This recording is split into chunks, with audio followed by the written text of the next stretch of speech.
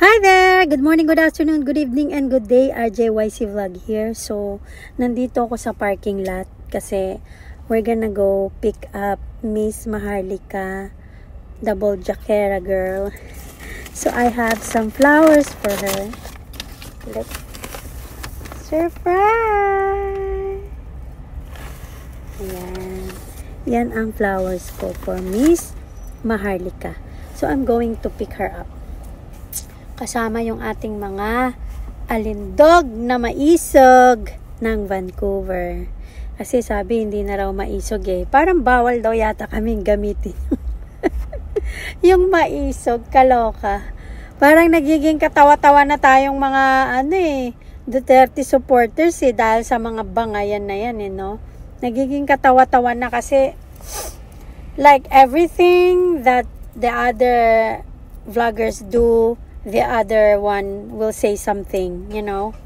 It's kind of pathetic and pitiful. Yung nagiging na siya, parang away ang bata na kasi kahit anong gawin ng mga team alindog, meron at merong nasasabi yung kabila. So for me, I don't give a shit anymore. Basta nakafocus lang ako kay PRRD at sa kung sana yung makauwi na siya. And right now, I am also part of the maisog dito sa Vancouver. Pero kung ayaw nyong gamitin namin yung maisog, di sige, alindog na. So we're gonna go pick up Miss Maharlika. But right now, I'm half an hour early, okay? So I'm not a type of person na darating ako sa tamang oras lang. Actually, I think na-delay yata yung plane ni Miss Maharlika, so I'm half an hour early. I would say I'm gonna be an hour early kasi we're gonna wait for her sa pupunta pa siya ng immigration stuff. Yeah, so ito, mag-usap muna tayo. Habang nag-aantay tayo ng aking mga kasamahang mga alindogers, ay pag-usapan natin kung anong nangyayari ngayon sa bansang Pilipinas. Yung realistically na nangyayari sa bansang Pilipinas ngayon ay kasuka-suka talaga. Kasuka-suka dahil sobrang corruption talaga. Like 90% of people's money ay kinukorap ng administrasyong bangag. Yun ang masaklap na katotohanan. So, kinukurap nila ang flood control funds money at meron pa silang ghost project na that means wala talagang totoong project pero nakulimbat nila ang limpak-limpak na bilyones ng salapi. Ngayon, ang tanong dyan, paano nila nagawang ilusot na magkaroon ng ghost project and still was able to make up that documentation para makuha nila yung salapi na bilyon-bilyon ng salapi? Yan ang malaking tanong. Pero ang sagot dyan, magkakasabwat lahat yan. Yung bangko, yung DPWH, yung contractor, yung congressman, at kung sino-sino pa, COA, kung sino-sino pang gumawa, magkakasabwat lahat yan. Kasi, hindi naman kayo basta-basta magluluwal ng salapi na hindi nyo man lang i-check yung legitimacy ng mga documents na tinatanggap nyo. Right? And to think na ang nilalabas nyong salapi ay hindi lamang peso-peso ses na thousands of pesos ses. It's million and billions.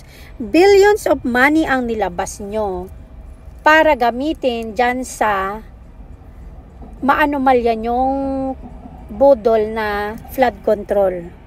So for the meantime, ang taong bayan ay lumulubog na at nadidisgrasya na ang kanilang mga kabuhayan sa baha. Samantalang yung mga nagnakaw na mga contractors at mga congressman ay lumulubog din sa baha ng salapi. Bumabaha rin sila ng salapi sa kanilang kabuhayan at sa kanilang mga ari-arian, 'di ba? Ganyan kagarapal ang nakawan sa gobyernong bangag, which is nakakalungkot dahil kunyari, itong presidente nyo ay sinasabi niyang mahiya naman kayo. Pero I don't think like he didn't do anything. I don't think he doesn't know anything. I don't think so. Kasi if the loyalista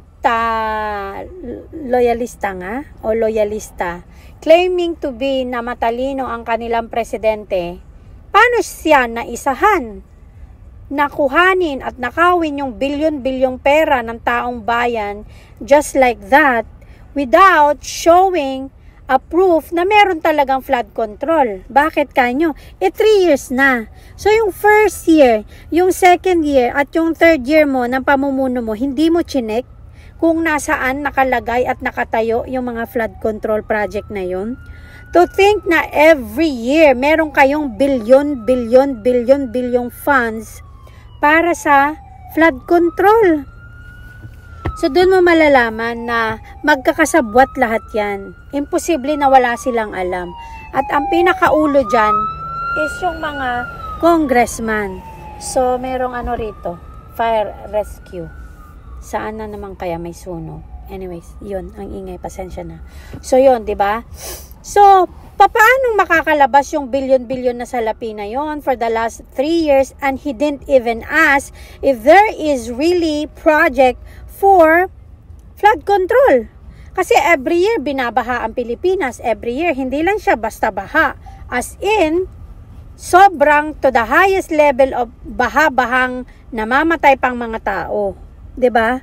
So, dyan pa lang makikita mo ang kawalan niya ng pakialam sa mga Pilipino at sa pera ng taong bayan. Because if he does care and he actually cares about the Filipinos, from the moment he become the president, he would check kung lahat ng mga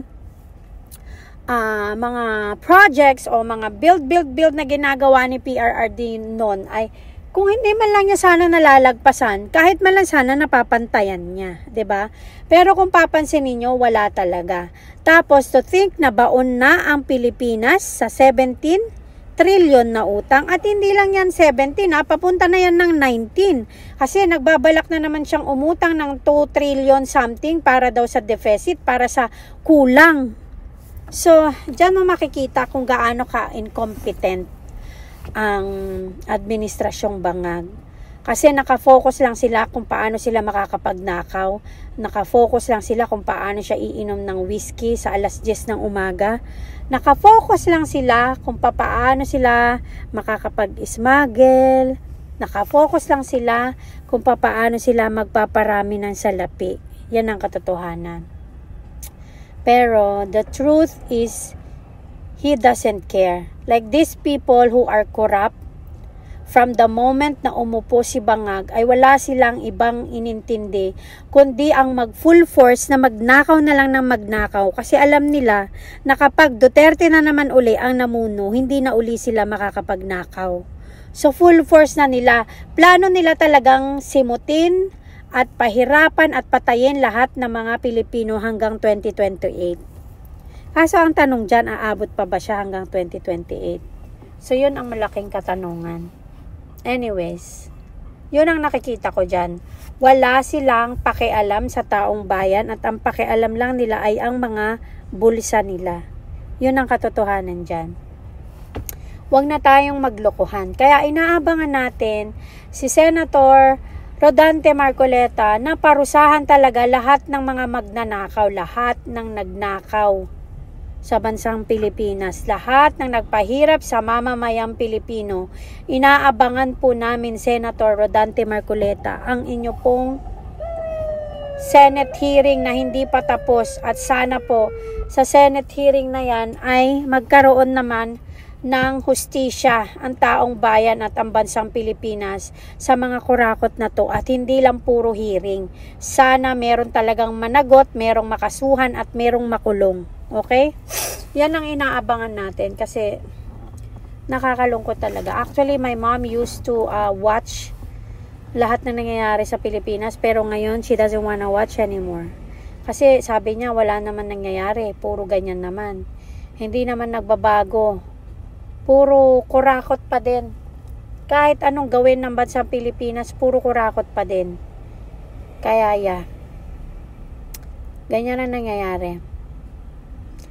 Hindi nasusolusyonan ang problema ng Pilipinas dahil sa mga kawatang kagaya ng nasa Kongreso at yung mga pagpapahirap nila sa bansang Pilipinas. Anyway, it's kind of hot in here. I'm gonna move, okay? So, you can stay with me. I'm still gonna video because I wanted to move because it's really hot in my area. So, let's move. Ganun pa man.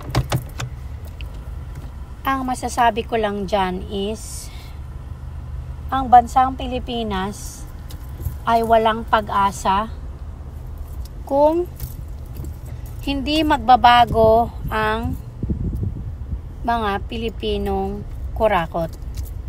Kung hindi sila titigil sa kanilang pangungurakot, ang Pilipinas ay mananatiling mahirap. Ganyan lang talaga mangyayari. Ang Pilipinas ay mananatiling mahirap at binabaha every year. So, anong gagawin ng mamamayang Pilipino? Anong gagawin ng bansang Pilipinas at ng mga namumuno para tapusin yung mga ganyang klase ng pamamalakad? E di, ano pa nga ba kundi ang panagutin kung sino ang dapat na managot, right? So, I'm going to move here because it's really hot. And I'm gonna park over here. At para tayo ay makapasok. Okay, go ahead, girly. I'm supposed to fix my car, but you're on my way. So, yeah. Anyways, ganun pa man, naniniwala pa rin ako na merong mangyayari sa pahiring ni Senator Rodante Marcoleta. I believe on him na merong mangyayari. At siya ang tutulong para solusyonan ang problema ng bansang Pilipinas. Okay? So, ano pa ba? I actually have a flowers for Miss Maharlika here. Can you see that?